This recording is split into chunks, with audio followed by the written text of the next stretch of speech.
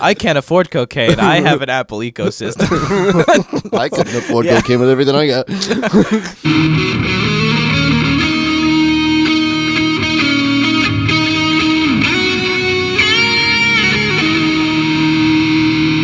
Coffee's a wonderful substance. It is. Yeah. Until you have to go to the bathroom. Fair enough. Good morning, everybody, and welcome to another episode of THElife podcast. I'm here with Benji, Tyler, and I'm Eric. Today, we're going to be talking about a really cool topic that Benji came across, so I'm going to let you roll it in. Okay. So we're just jumping right in. No, I don't know. That's fine. I'm fine with that. So I found this report. I forget what website I was on, but whatever. I found this report by it's on the Psychological Bulletin. It was published on the American Psychological Association. So that's when you know it's heavy. It's by Thomas Curran from the University of Bath and Andrew P. Hill from York St. John University. And the title, if you guys want to link it, if I remember, it's going to be in the show notes. So, click the link. But perfectionism is increasing over time, a meta-analysis of birth cohort differences from 1989 to 2016. And for everybody like me who didn't know what a birth cohort was it means people born within a specific time in a specific location. Okay. So that's all I know. And it's a really long report, but they said this one thing that was really interesting, and I'm going to read this little quote. Individuals across the industrialized world have become preoccupied with upward social comparison, experience considerable status anxiety, and adopt materialism as a means of perfecting their lives in relation to others. Not only more dissatisfied with what they have, young people are also seemingly more dissatisfied with who they are. Platforms such as Facebook, Instagram, and Snapchat have become ubiquitous, occupying 2 out of every 5 minutes spent online. And this was in 2016, so that's probably more now. They allow users to curate a perfectly public image. Studies indicate that the exposure to others' perfect self-representation within social media can intensify one's own body image concerns and sense of social alienation. Emphasis, unrealistic body ideals. So that was really fancy, but what that means is that if you see a perfect environment, you think that you're not good enough for that perfect environment. So does anyone have any opening statements? That's heavy. Yeah, there's a lot there. I think we should probably kind of break that down into more of like almost dumb it down a little bit. And that's pretty much saying that social media has created this need of perfection in our lives, so whoever is so involved with social media, you want everything to be perfect. This goes back to episode 1, the things that we're talking about there. So it was so interesting when you brought this up, because I think that this is it's already becoming a problem, and the way it's going, I don't think that there's really any stopping at this point. So that's really concerning. But yeah, so that's kind of the overall synopsis of that is social media is creating a sense of perfectionism in people, and it's negatively impacting them. So just talking about it off the top, maybe we should go back and kind of recap what we've been talking about all week before we just dive right in, because that's so relevant to the topics that we've ran for the past 2 episodes, talking about keeping it real, keeping the human element in it, not worried about the finished product exactly, saying, oh, it's not perfect and it's fine. Yeah. And really being comfortable with self-body image and saying, hey, this is what I am, I got to rock what I got, and go forward with it. Social media has become such a terrible poison at the same time. We were talking before the show, we were talking about, for some weird reason, talking about eating gold. Oh, yeah. And how it's a trend now amongst wealthy people. We were talking about DJ Khaled of all people. Go back to episode 2. I found a video of him with that guy Salt Bae eating a $1,500 steak plated in gold. Yeah. And we were talking about is that even healthy? And it's yeah, you can eat gold just like we eat iron and copper and not lead. I almost said lead. Yeah. Please don't eat lead or mercury. What's wrong with mercury? Yeah, fair enough. Anyways, so we were talking about that and how your body can tolerate it at certain levels, and certain metals are actually good for you. But then it gets to a point of toxicity where it's okay, well, this will actually kill you now. And I said something either 1 or 2 shows ago, saying like, you know, it's a really powerful tool in what it is, social media, and how many people it can reach, and the world has really seen that, and it's gotten taken to such an extreme level, to such a place where it's been perverted, where it consumes everything that we are, everything that we have. It embeds in our psyche. He said 2 out of 5 minutes spent online is social media at all times. I mean, think about it. Every 5 minutes you're checking your phone for 2. That blows my mind, and I'm sure kids do that, if not more. Yeah, now it's probably more. That was in 2016. I mean, I have to slap my hand to really stay away from my phone, especially when I'm like bored at work. I mean, think about how much we do it. Never mind like kids who have been brought up with that, and that's all they know. That's that's been their pattern for 10 years, 12 years. Yeah. I mean, that's 2/5 of your life. Yeah. Like, that is insane. Yeah. That is a disgusting statistic. It is. It's crazy. And back when I was studying game design, because I competed in a game design competition a while back, there is very clear studies of how to keep user interaction happening. Like that's a major part of the technology industry right now, is psychological studies which say, how can we get users to stay the longest and to continue to interact with our applications? And that's a whole branch of psychology, and that's a whole branch of technology. And it's just we've ignored it for so long, but like, you can't pump hundreds of millions of dollars into something which is figuring out how to keep people hooked and not see a result. And very clearly we have it, because it's like, how many times do you muscle memory into Snapchat or muscle memory into Instagram, where you're just standing on your phone, you know, you go like lucid for a second, and then all of a sudden you're in Snapchat. Yeah. Right. Or like you accidentally open something as opposed to another application. Or even the suggestions through the iPhone, like we were talking about. We had to turn off suggestions from Google Maps because it was basically reading our patterns in history. And Benjamin and I know we've had the conversation 100 times. I don't know if we ever had it on air, talking about social media in general, and really like people being creatures of habit. Yeah. And really the pre-predictions of iPhone. I mean, my phone will suggest to me exactly what I do almost every morning. Look, text the podcast. Like, oh, thank you so much for letting me know that's exactly what I was going to do anyway. Yeah. And this level of prediction that we can come to, because we're just so accustomed to doing it over and over again. Before we get way too far away from this, I'll make one little statement, and then I want to pick your brain on how you came across this study, so that we don't go out of bounds. Yeah. Talking about social media and really that magnet, that gravitation of how do I keep somebody here the longest, or even being inundated with certain things like kids games nowadays. Think about it. You play like Hungry Shark, or you play like Angry Birds.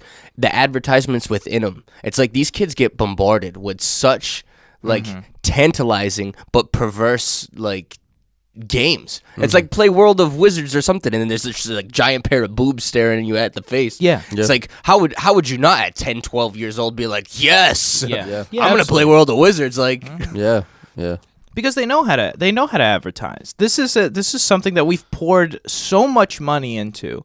You're going to understand how to do it. It's like the biggest companies in the world. This is one thing that a lot of people don't realize. Google, or Alphabet now, but most people recognize it as Google. Google is an ad company. Google makes a bunch of products, but all of those products, all of the free things that you get from Google, are to curate ads to match your needs the best. And that's how they make so much money. You know, you have Apple, who's a product company, and then right underneath them is Google, who just, the whole business platform is selling ads to people. And you can't expect a company that large to not know what they're doing. It's like Google didn't like accidentally become one of the largest companies in the world. It's like they know who you are, they know what you like, and they're going to serve ads to you in that way. And the only way you can do that is you make a self-conscious decision to say, I'm not going to fall into that. And it's like, what you have these sexualized ads, or you have ads like directed at younger audiences because it works. Oh, and you and I, we were talking too about the endorphins that get released from things like that in these screens. I mean, why are poker and like slot machines at casinos so popular? They release endorphins too. All those sounds, all those lights, those flashes. It's a drug within itself. So we're doped up on our phones. Absolutely, it releases dopamine in our minds, which is a pleasure inducing chemical that kind of gives us like this sense of satisfaction, so when we're going through our social media feeds and the dopamine is getting released, you feel better. And it's the same thing like if you're doing a drug, you're releasing that dopamine that makes you that sense of satisfaction.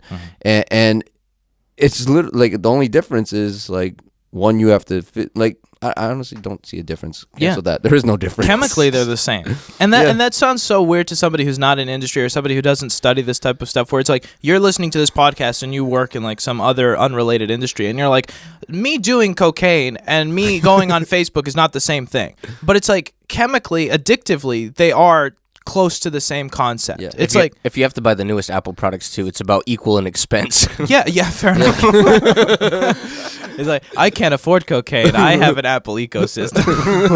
I couldn't afford cocaine with everything I got. But it's like that's the concept where it's all like,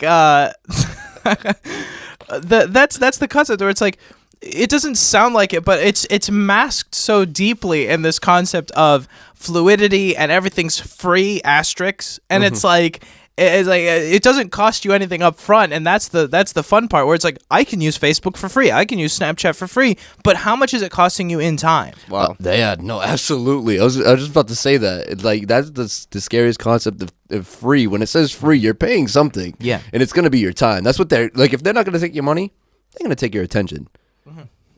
Absolutely. Think of this concept. This is something I did when I really started buying stuff on my own, like when I got my first paychecks and stuff. My parents would always say to me, like, think of it in hours. Like, how many hours of my life is this thing? And sometimes you can reverse that too, where it's like, I just spent 3 hours watching television when I could have been productive. How much did that cost me? If you get paid $20 an hour, and you spend 3 hours of your time where you could have been productive watching television, it just cost you $60 to watch TV. Was it worth it? And if it was yes, that's perfectly fine. But start doing that math in your head. When you're on Snapchat for 3 hours during the day, because your phone will tell you, because you can enable that question and you can say, I spent exactly 2 hours and 15 minutes on Facebook or 2 hours and 15 minutes on Snapchat. If you spend 3 hours on Snapchat, it costs you $60 today to be on Snapchat. Or it costs your boss $60 to have you at work on Snapchat.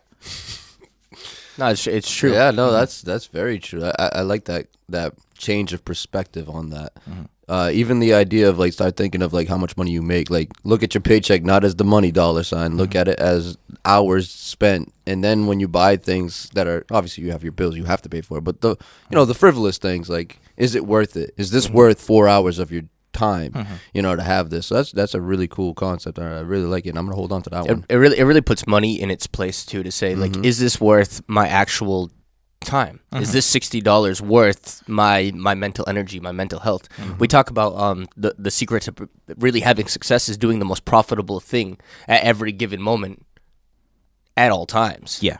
And really sometimes when we think about that, it's like, oh, well, I have to make money every given second, or I have to work every given second. It's like, no, the most profitable thing spiritually, the most profitable thing physically, the most profitable thing mentally. Yeah. And then that puts money as a tool in a certain box. Yeah. That you can say, okay, well, is this little bit of money or whatever amount of money worth my suffering? Is this worth my actual energy? Is it worth my aggravation?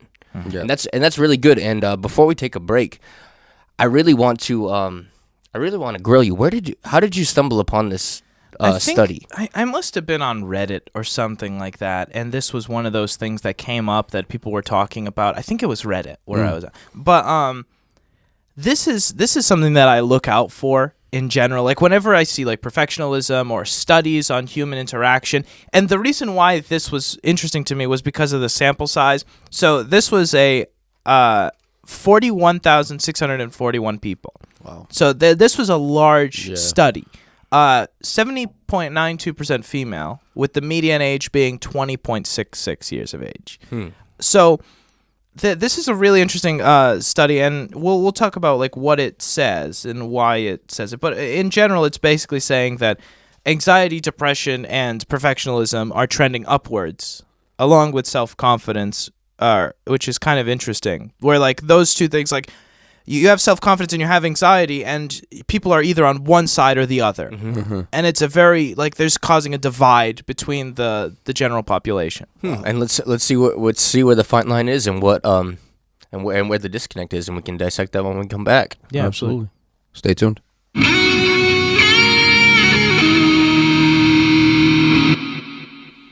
Man, that was a long break, but I liked it, man. It was good. The thing is, like, the breaks, air quotes breaks, like, we have conversations outside of it, and it's all like, what can and can't be on mic. It's like, Sometimes I regret because we have like really good conversation. I don't hit record fast enough. Yeah. Well, it's down to how much editing do you want to do.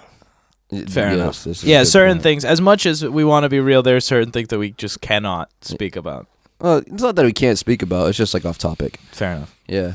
Okay, so we're talking about psychological things. I don't think anybody jumps halfway in through a podcast, but nonetheless, if you're just joining us, that's what we're talking about. So there was, just to recap, there's a psychological study, which is called Perfectionism is Increasing Over Time, and there's more to it, but that's not relevant. And it's basically saying that there's trends in anxiety and depression and negative self-image, but there's also trends in confidence and interaction. I forget the word. That's like interaction between parties. There's trends in that where people are more likely to speak out, but if they don't, there's this rift that's occurring where it's like the confident people are becoming way more confident, and the people who have anxiety and depression are becoming way more anxious and depressed.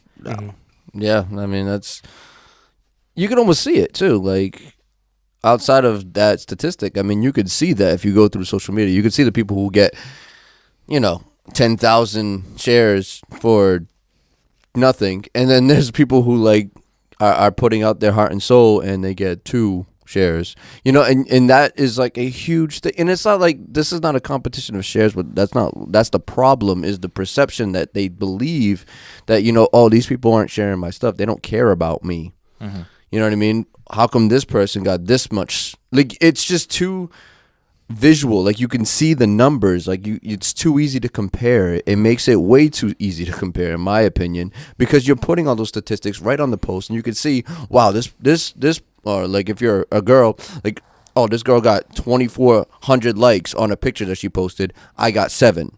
You know what I mean? It's just like, you could just see that, and that plays a negative role in your mind, because now you got this real this mentality of comparison.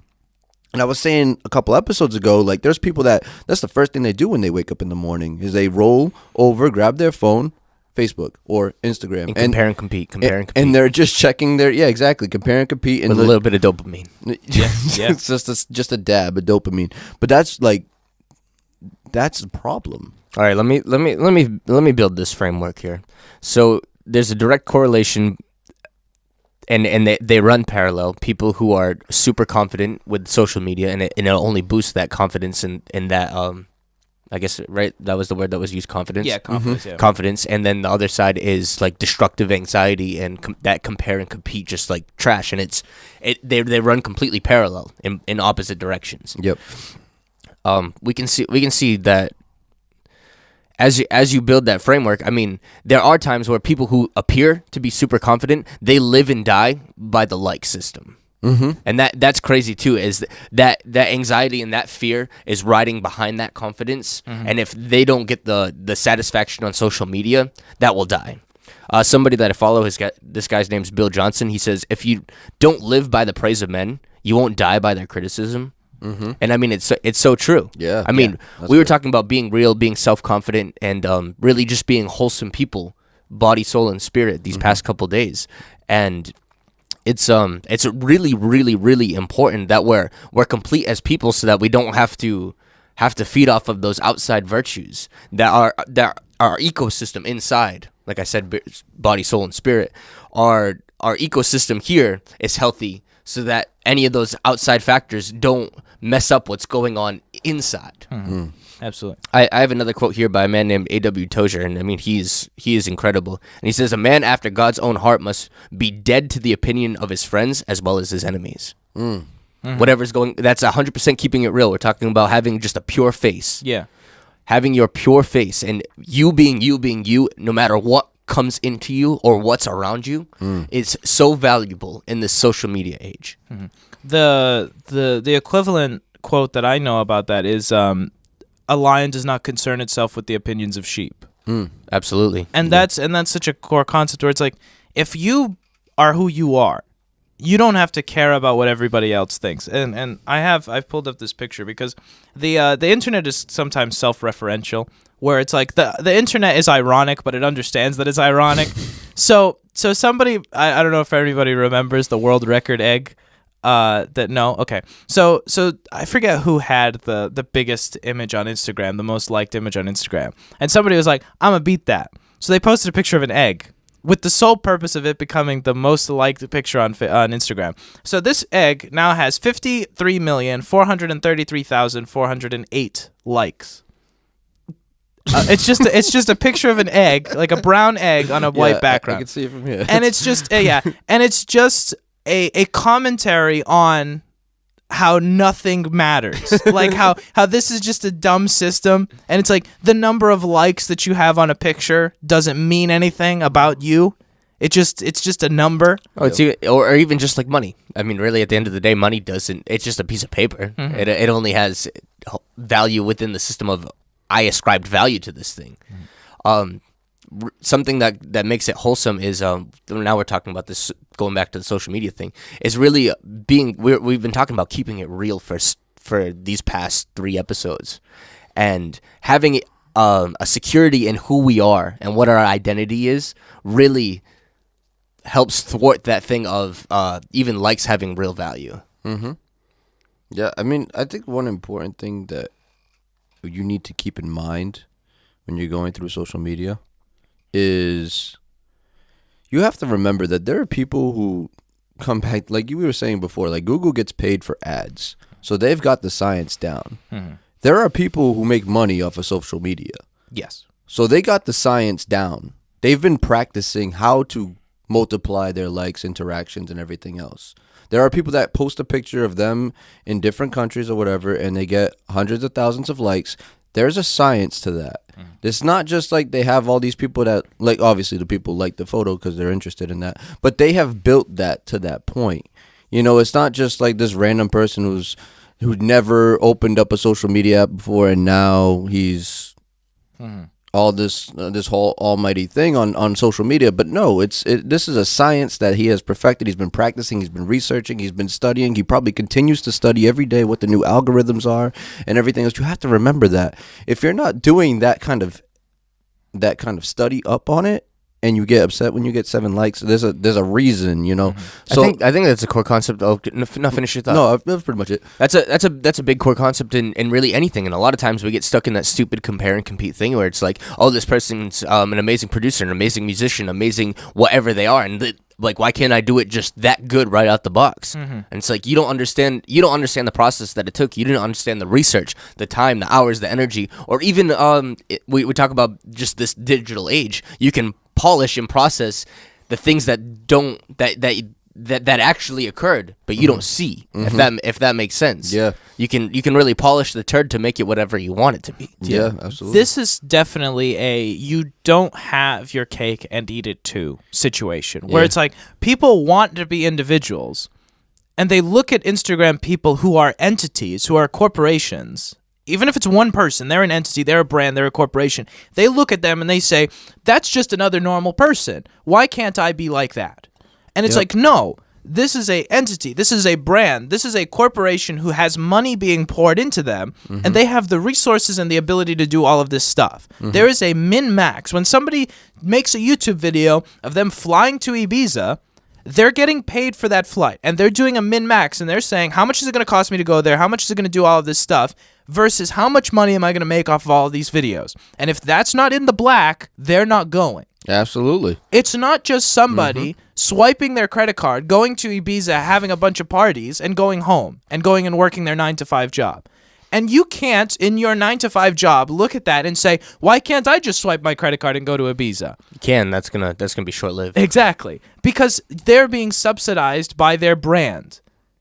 And if you we compare ourselves with corporations. It's like me in my software. Like, I'm a software engineer by trade. I go write some software, and I'm like, why is my software not as good as Apple's? It's like, because Apple has 3,000 engineers with hundreds of years of experience combined writing the same software. Yep. You're not going to compete with them. And we can't look at our lives like that. We can't say, oh, my life's boring, and my life doesn't compare to anything, and I don't do anything. When we're comparing to like the Kardashians and like all of this stuff where it's all like they have all this money and all this, you can't compete with that. Yep. So don't feel bad about not going to Ibiza. Make your own goals. Decide what you're going to do. Yeah. And if your goal is going to Ibiza, then you have to take those steps to do it. Yeah, that was perfectly put. You saw me. I was sitting back here like cheering you on. If y'all there was a camera here, but that is absolutely true. Is we can't compare to someone who does it like almost professionally. If you're getting paid to get a trip to Ibiza. I think it's like, right? That's how you say it. Ibiza. Yeah. Yep. I don't know why Ibiza was I don't know why. It's an island. Yeah. So fair enough. If you get paid for that trip, you know what I mean, and you are looking at the whole thing as an investment. Like I'm investing this money, but I'm expecting to gain this as a return. You are looking at yourself as a business, and that's what your social media platform is supporting. And then someone who just works that 9-to-5 job. I'm not pointing any fingers or like blaming anybody or condemning anybody. But if you work that 9-to-5 job and you don't put the time into your social media and you don't put the extra work there and you don't treat yourself as a brand, you cannot compare yourself. Yeah. It's two different things. It's apples to apples. It's like, if you want to do that, go and do that. You don't have to do that. I'm not selling everybody to go make themselves an Instagram brand. That's not what I'm saying. But it's just, you have to compare apples to apples. If you're going to compare at all, first of all, we shouldn't compare ourselves to other people because that's not a healthy situation to be in. But if you're going to do that, you have to compare apples to apples. You cannot say, I, as an individual, do not compete with this corporation. Even if a corporation only has one outward-facing person. Even if, like, Kim Kardashian, which is the one that everybody knows, is the outward-facing person of her brand. She's the only person, but there's a team of people behind her. And you can't compete with that as an individual person. So just don't. So when you wake up at 7 o'clock in the morning and you're like, oh dear God, I hate my life, I have to go to work, and you're swiping through the Kardashian thing, and you see the marble columns of the new house and the $80,000 kitchen table and the everything like that, you're gonna cause yourself to fall deeper into this depressive cycle because, like this study says, that's a perfected self-image. You know how long it takes to edit those pictures? They probably have teams of editors on Photoshop touching up all the lighting and touching up everything. It's like, this isn't real life. Yeah. You don't watch a movie and say, like, I want to be George Clooney. Like, why am I not George Clooney jumping from buildings and Casino Royaling out there with my speedboat? It's like, George Clooney doesn't even do that. That's a movie. I want to drive like the Fast and the Furious. Why can't I jump my car doing 80 miles an hour onto a moving semi-truck going the opposite direction and land? Exactly. And sometimes we lose sight of reality. Like, the suspended disbelief of movies has transferred into our day-to-day life where we're like suspending our disbelief for everything. And that's not healthy. And I mean, I guess maybe not the real problem, but like the younger generation growing up, and like, I don't want to date us, but we were at a point, we're not old, but we're in our mid-20s. Not all of us. Some of us are in our low 20s. Okay, fair enough. But we kind of grew up, and there was, social media rose. It came in between somewhere in the middle of our lives, like in that gap of, we were like in our teenage years where social media really started. We were the guinea pigs. Me and Tyler were the guinea pigs. I've had Facebook, I think, for like 11 years. Yeah, but there's people who like have from day one, like they only know what it's like to live with social media. So when you think about that, and this is not based off any research or anything like that, but you think about it, it's like you have less face-to-face interaction, and you rely a lot of your social interaction based off of, your phone and your whatever else you got for my mobile MySpace device. profile. Jeez, don't Rip MySpace. My boy Mark, or whatever his name was. Oh, He was everybody's friend. Yeah, he was. Yeah. Well, everybody Forced had at least himself. one friend. Come on. My coworker and I were talking about that, about the advent of text-based communication, and we don't have enough time in this segment, but we'll jump into that if you guys want in the next segment. Well, let's get some closing statements. I don't feel like we're wrapped up here. We're not. Okay. Do Oh, you want to okay. Sorry, I caught everybody off guard. No, like I- finish that thought. Oh, okay. I didn't understand what you were saying for a second. Miscommunication. But no, we're just gonna call it there because there's the Ducks, and we'll be back. And stay tuned.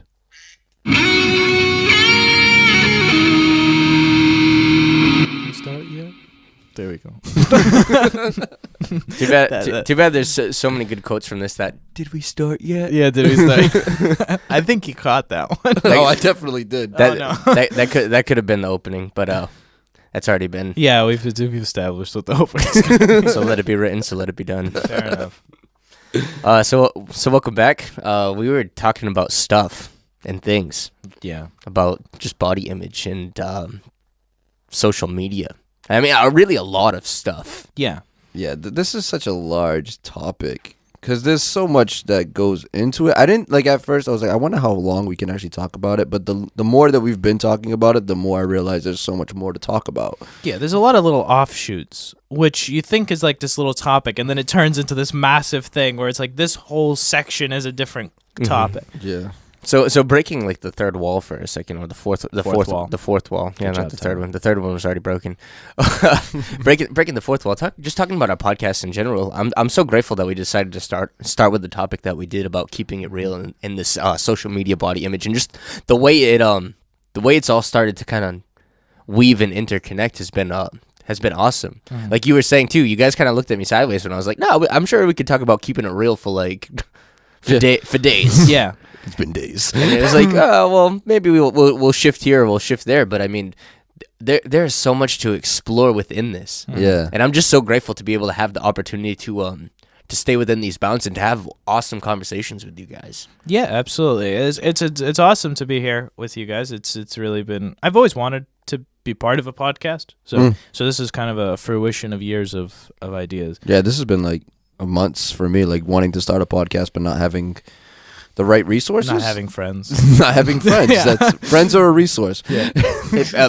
Talking about it too, we kind of mentioned it earlier. I would love to add a live element into our podcast one day. Like I would really like to live stream this. We should do like one day of the week kind of thing. Just live. And just like live it and just do like a special, like we'll still have like the pre-recorded stuff, but then we'll just come sit down live either like twice a month or once a month or whatever we want to do. Yeah. And we were talking about that. Yeah, that would be really cool because not every day would be live because I don't feel like that would be easy to do. No, exactly. But to be able to do it like, okay, well, prepare yourself for this. All right. Yeah. The live element. There's a different way that you conduct yourself behind the microphone in a live element. And sometimes you really you have to be quicker on your feet to be like, oh, well, I can't pause this right now, or this isn't over, or oh, that mistake's there. I mean, it's wonderful that we throw out everything that we say and do here, but at the same time, just that extra live element, it brings it to a whole nother level. Yeah, and it would be cool to get some like live interaction feed with like our listeners, because then that could add like a whole different element to something that we weren't even thinking about. Absolutely. You know, and that I'm excited for. Yeah. So talking about that, all of you who are listening, thank you so much, and please get in contact with us. Our email is thelifepodcast@gmail.com. Oh, show. Yeah, thelifepodcastshow@gmail.com. All right, so thelifepodcastshow@gmail.com. Send us your emails. Send us your ideas. Where should we live stream this? Should we Twitch this show? Yeah. If you have any options, if you have any ideas, let us know. We'd love to hear your feedback so that we know how to reach you. Absolutely. And to our listeners, happy Friday. I know I should have started this whole podcast saying happy Friday, but happy Friday. Listen, happy Friday to you guys too. Listen, we're still learning. We're finding our own grooves, but I think after week 1 now, I feel like we really we found some of the bugs, and week 2 is just going to come back twice as strong. Yeah, absolutely. You know, Tyler started when we was talking about starting a topic for this week. Tyler was like, "Oh, we can definitely get a week out of keeping it real," and I was like, "Yeah, I feel like we could stretch a week out of it." But this is definitely a topic that is going to be a core element throughout the whole show. I agree. Yeah, it kind of the more I think about it, it's just like it's almost becoming like a stepping stone for us. Not even a step, like something to stand on, like a Like a foundation. Thank you. Yeah. Yeah, a foundation, and keeping it real might be a foundation for us. Well, we kind of addressed that in one of the shows, and I'm so grateful. That was kind of my mindset as we were stepping in. It was like, well, what we start out doing right from the get-go. I mean, obviously, there's little things to tweak and correct, but what content we stand on right from the beginning is what we're sowing into this right now, and those are the things that we're holding to be self-evident and true, so that we don't have to worry about them later on down the road. Say, hey, we're defining this podcast with every show that we're putting together. Yeah, Absolutely. That's awesome. it's gonna be. This is really cool, guys. I'm having a lot of fun doing this. I know this is like the third day, but I'm having a blast. No, absolutely. It's a great interaction, and being able to come in here and talk to you guys on a more consistent basis, it's awesome. It's Well, good. these talks to all our listeners, I've already noticed within the past just week. I mean, really, it has been a week that everything that we've talked about has come up in day-to-day situation, and maybe if we didn't talk about it, I wouldn't have been as conscious to the things that Absolutely. I was walking through or the things that I was encountering.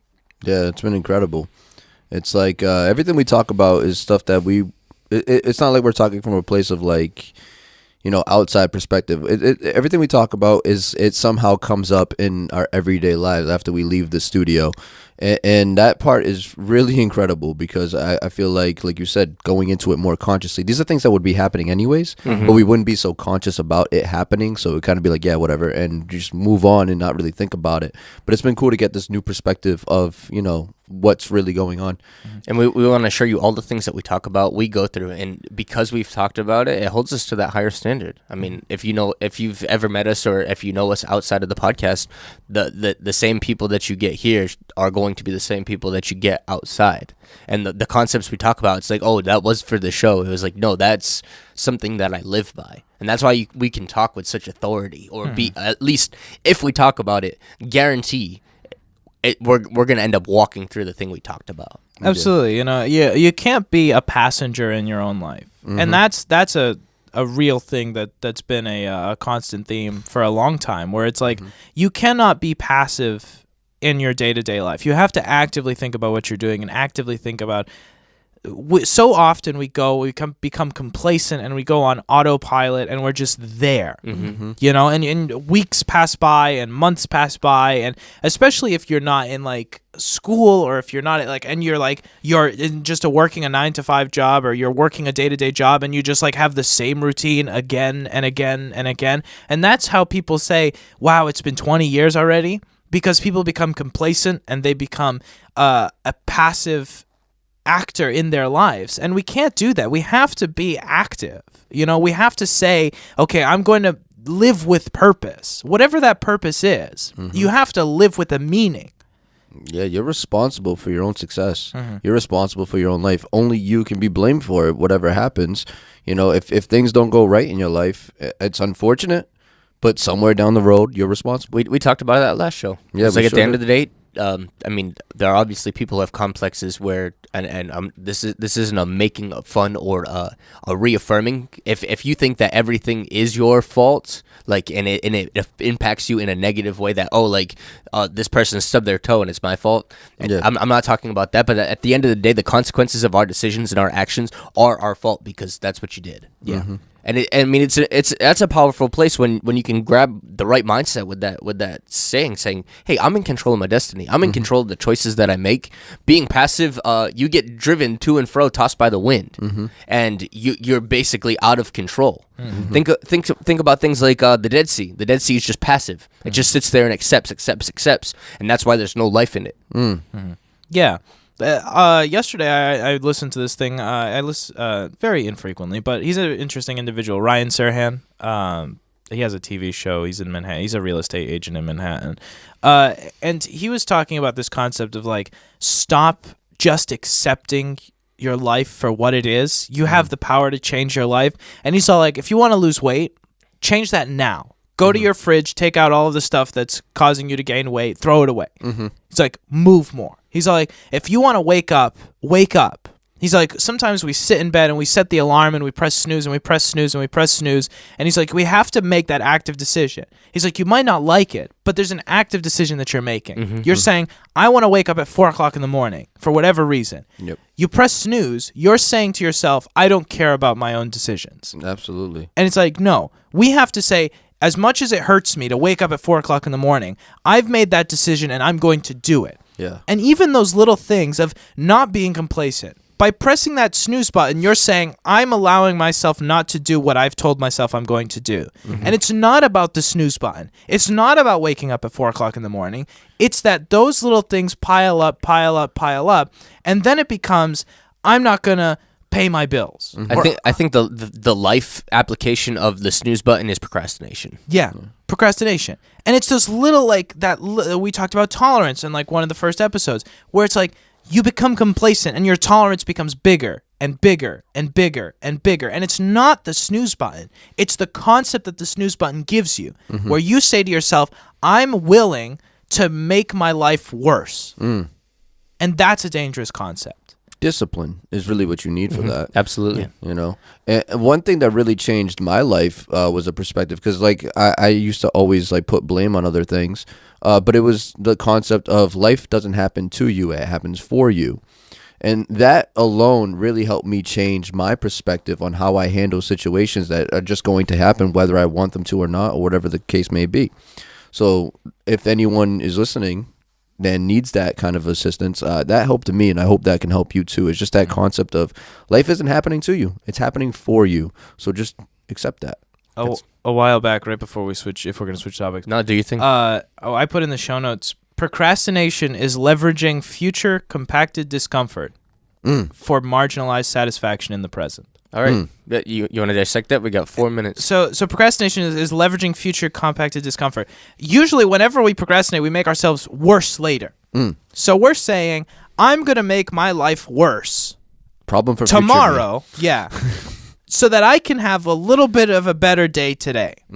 And the problem is you get into that credit card lifestyle where it's like, I'm going to just push all of my problems to tomorrow. And the thing is like, you push all of tomorrow's problem, like you push today's problems onto tomorrow, but you already had last week's problems. Yeah. So you're pushing last week's problems to tomorrow, today's problems to tomorrow, and it just piles up and it piles up.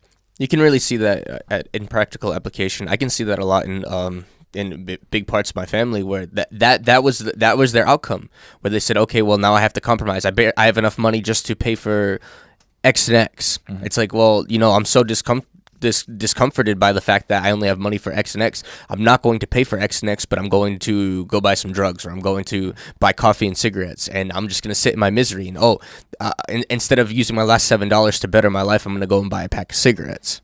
And those are the compromises that we make, to the point where you're so backed up. It's like, okay, well now I'm only going to maintain my physical appeasement, or my that bare minimum thing of like, I'm just barely alive just enough to tolerate the situation that I'm in now. But the minute I think about trying to climb out of this hole that's 1,000 feet deep, it's like there's no hope anymore. Yeah. And how can you be excited in the morning to wake up when you keep pushing yesterday's problems to the next morning? You know, it's very hard. Hitting that snooze button is very tempting, you know, because you're not excited about the day.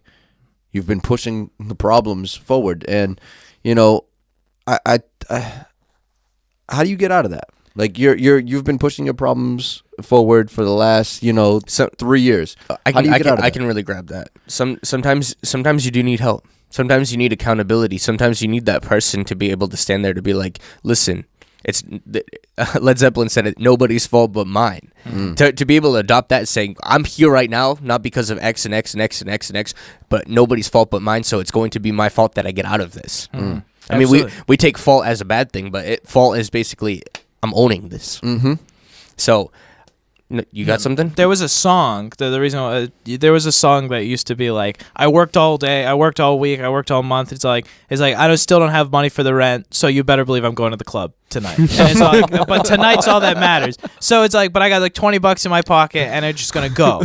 Like, and that was the premise of the song. The whole song was, I don't have enough money for my rent, so I'm just going to live my life tonight and we'll worry about it tomorrow. Yeah. And it's like, that's just a horrible way to live your life. And it's like the same idea. It's my fault. Yeah. I did that to myself. So wrapping up what I was trying to say is first being able to own responsibility for our problems, and then grab somebody for accountability, somebody who you can trust, who isn't in the hole to help you get out of the hole. Because don't get advice from somebody like that, like that, or like I heard Kevin James, the comedian. He has this joke. It's like getting weight loss advice from somebody who's fatter than you. You know, like what you gotta do is start chewing sugarless gum. And he's like, no, what I gotta do is not listen to your fat self. Is what I gotta do. Yeah. But find somebody who's out of the hole to help you first get there. I mean, if you don't have anybody, own the situation that you're in, and then grab onto doing the most profitable thing possible every given moment. Chip away at the easy things. Start at the small things. I mean, that's one big thing that I went through for years of my life is start with the small things. Be faithful in the small things. Little things like making your bed. That's really successful. Yes. I mean, that's huge.